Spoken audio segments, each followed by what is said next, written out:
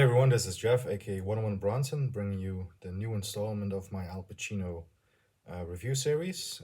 Today's movie is another big one, another big hitter. In fact, a lot of people will say it's the biggest. It's the epic crime drama The Godfather Part II, directed yet again by Francis Ford Coppola, and sees Al Pacino returning to the role that made him famous as Michael Corleone's story continues. As soon as production on the first movie wrapped, there were talks about a follow up, and as soon as the film really turned into a big juggernaut, a big success, well, then the sequel was really inevitable. The budget will be set twice as much as the first film, which the first film was about $6 million. The budget for the second film would be about $13 million. The project will also be way more ambitious in terms of storytelling, and Francis Ford Coppola demanded and actually did get full creative control on the film, and this was due to the sour experience of making the first film. Why he demanded that. So the big question is, did all this pay off? Well, of course it did, but that's what we are going to be taking a look at regardless. So without any further ado, let's take a look at The Godfather Part II. Part 2. In The Godfather Part 2, we follow two stories.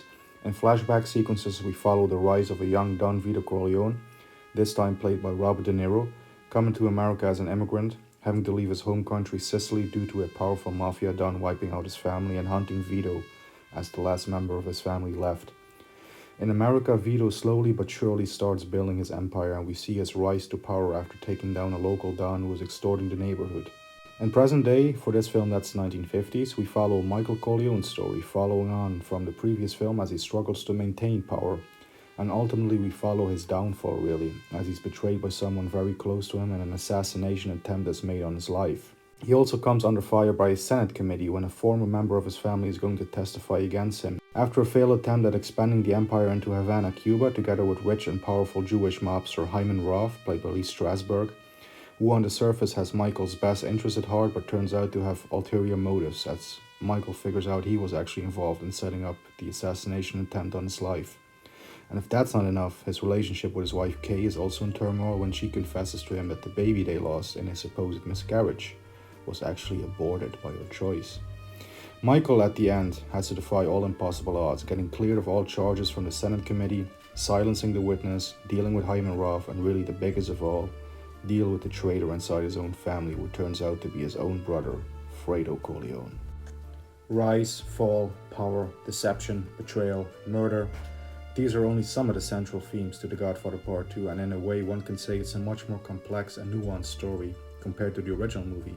However the case, the story is top-notch and executed perfectly by Coppola and all involved behind the scenes, but one standout I have to mention simply because it slipped my mind to do so in the review for Part 1 is director of photography Gordon Willis, whose cinematography, just like on the previous Godfather movie, is absolutely beautiful and masterful.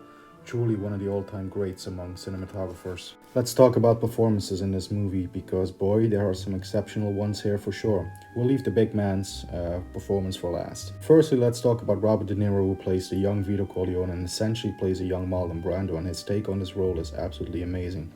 Besides a few lines of dialogue, pretty much all of his dialogue is in Italian, and more specifically in Sicilian. De Niro actually spent a few months in Sicily picking up the dialect and learning it. What a performance! He was nominated for and won the Oscar for Best Supporting Actor in this movie, but he wasn't the only actor for this film to be nominated in that category. Lee Strasberg and Micheal V, Gazzo, who played the parts of Hyman Roth and Frank Pentangeli respectively, were also nominated, and both those actors also delivered absolutely knockout performances. Although it will always break my heart that the late John Cazale wasn't nominated as well for his performance as Fredo Corleone in this movie. He's excellent, and he should have gotten some more credit and recognition for his essential role in the film. The scene where Michael quote-unquote forgives Fredo breaks my heart every time. It's played so well by both actors. Robert Duvall delivered another standout performance here as well, and his role was expanded somewhat from the first film, same with Cazale. Talia Shire's role received some expansion as well, and she definitely had a more complex and deeper role to play in this film, and she deservedly got an Oscar nomination for her work. Truly gifted and talented actress. Diane Keaton, who again had a more pivotal role in this, sadly wasn't nominated to my knowledge, which is a shame because she did a great job as well, and her character had way more depth in this film than the previous one, where she was just sort of there, to be honest. Still great, mind you, but she definitely didn't have a whole lot to do in the first film. The scene in this film where she confesses the abortion to Michael is one of the best acted scenes I've ever seen, played to perfection by both performers, which brings me right along to the man of the hour. Let's talk Pacino's performance. Chef's kiss, absolutely brilliant performance. Michael in this movie is constantly reading people, looking into their souls with intense stares. It's all in the eyes. It's a performance. It's all in the eyes. He's reading people, trying to figure out who betrayed him, who's with him, who's against him. It's a magnificent performance. And as the movie progresses, he becomes more and more exhausted, often rubbing his eyes since he's using them so much, asking for a wet towel and moistening his eyes, etc. It's a quiet and subdued performance at first glance, but there's way more there than meets the eye, pardon the pun. Deservedly so, Al Pacino was once again nominated for an Oscar for his performance in this film, and undeservedly, he lost out yet again. As I said before, this is sadly a running theme throughout his career. Anyway, let's wrap up. The Godfather Part II is an undeniable masterpiece and deservedly stands at the top of many people's list of greatest movies of all time.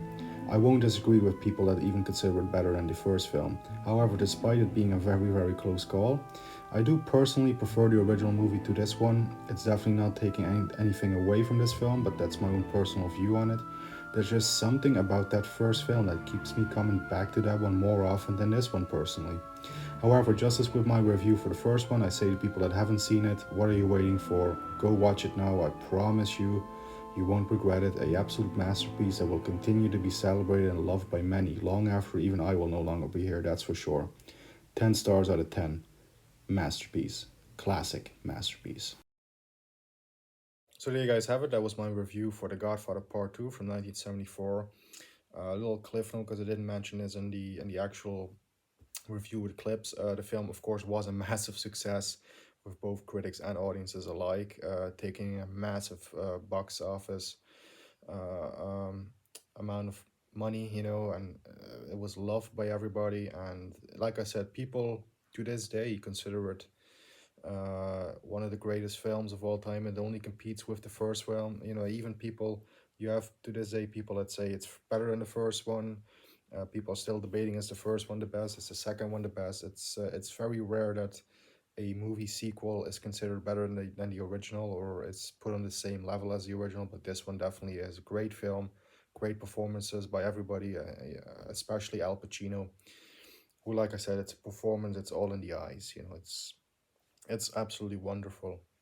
Anyway, this film did sort of exhaust Pacino for a little bit, and it did make him hesitant to take on his next role and his next film that we're going to be taking a look at, which would be 1975's Dog Day Afternoon, yet again directed by Sidney Lumet. He actually turned that film down a few times because he was pretty exhausted after doing this film, but he ultimately decided to do that film anyway. So that's what we are going to be taking a look at in the next episode.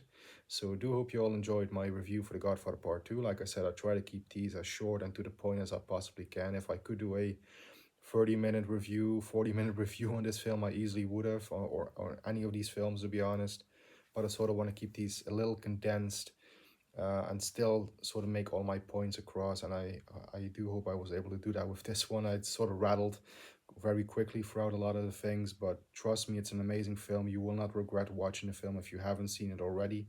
I can't imagine there's too many people that haven't, but you never know. Anyway, that's it for this episode. Take care, keep punching, keep watching great films, and we will see each other very, very soon. Take care.